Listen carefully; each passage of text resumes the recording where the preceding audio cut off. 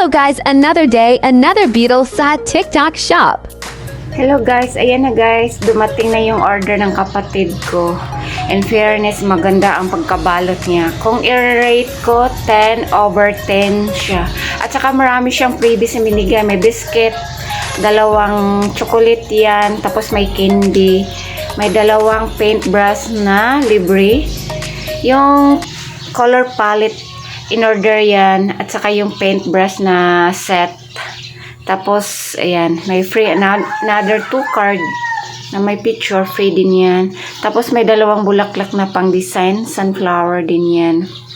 Yan guys, yan, kamay ng papa ko nakisali din eh. Ayan guys. Tapos, yung last nga, nakabalot pa rin sa,